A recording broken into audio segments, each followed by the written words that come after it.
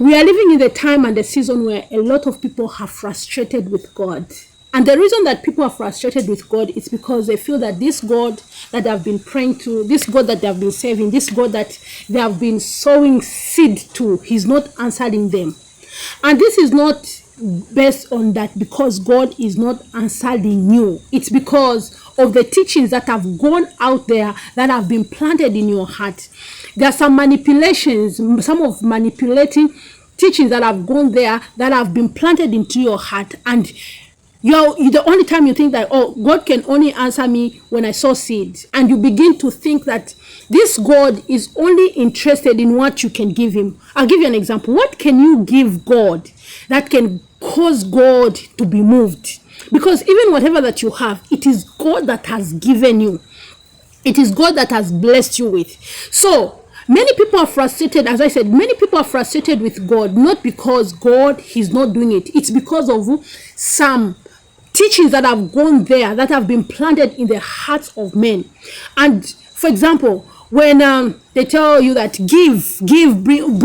bring 10,000, and within 30 days God is going to bless you, and you find that people go, oh, in their mind they expect that when I give 10,000, God is going to give me 100,000. But that's not how giving should be. Giving should not be given that, oh, because when I give a 10, God is going to give me 100. So it's like I'm buying God's blessing so that He can multiply. Already the mentality and the motive of giving is because you're expecting to buy a blessing from God. So God does not operate in the way like you're trying to buy Him in order for Him to bless you. Because when you do that, you'll be like, oh, it's because I gave a 10 and God gave me 100. So at the end of the day, you have that mind, it's because I gave. God does not bless you because you gave. God blesses you because He is God. That's why when you decide to give, don't give with a mentality that God is going to give me. Give a mentality that because I love God, it is my responsibility and my duty as a child of God to give. Not I'm giving a 10 and you find that sometimes some preachers will say, when they see in order for them to motivate you and put more emotion in you, what are they going to say? Oh, come you greet me? Come you greet me? Shake hands? Come you touch my cross? Come you what? And people are carried away by the emotion. And you go, okay, when I greet, when I what? I empty my account. That's when I'm going to be blessed more. That's when God is going to give me more. God, if it was like that, God could not have been lifting people from ashes to beauty. If it was like that, because even when God blesses you, it's for you to continue being a blessing towards His work. And His work is about it. The work of God, giving to the need, giving to the poor, supporting the work of God in every aspect of our lives. So don't go with a motive that I'm giving because I want God to give me more. No, you are giving because you love God. And when He sees the motive of your heart, He will definitely multiply. Give towards the work of God because you love God. And definitely as you do that, God Himself is going to multiply. He's going to give you more. He's going to bring you forth things that you did not expect. But because you go with we go with the mind that, oh, when I give 5,000, God is going to give me 100,000. It doesn't work like that. That's why you find that all that time when say within 30 days, God is going, when you empty your account, God is going to multiply your account. You empty your account and you don't see any multiplication in that 30 days. And you become frustrated with God and say, oh God, you said, no, God did not say anything. Your more emotion is what said.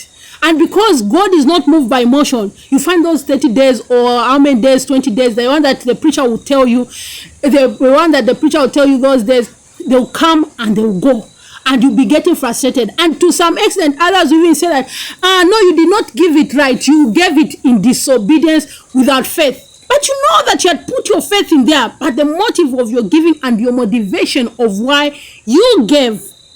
I'm not saying that God cannot bless you, but even in the time why you are disappointed with God, because you went there with an intention of what was taught to you, instead of waiting for God to talk to you.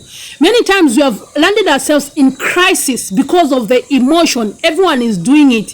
You don't fall in everyone, you fall in what God is telling you. Some of the seed that we have sowed, God maybe was telling us that seed, use it for something else, use it to give to somebody else, use it, but because of emotion. And the other thing, giving from the point of competition. When you are giving to the work of God, you're not giving that, oh, I should be seen that I'm the one giving more.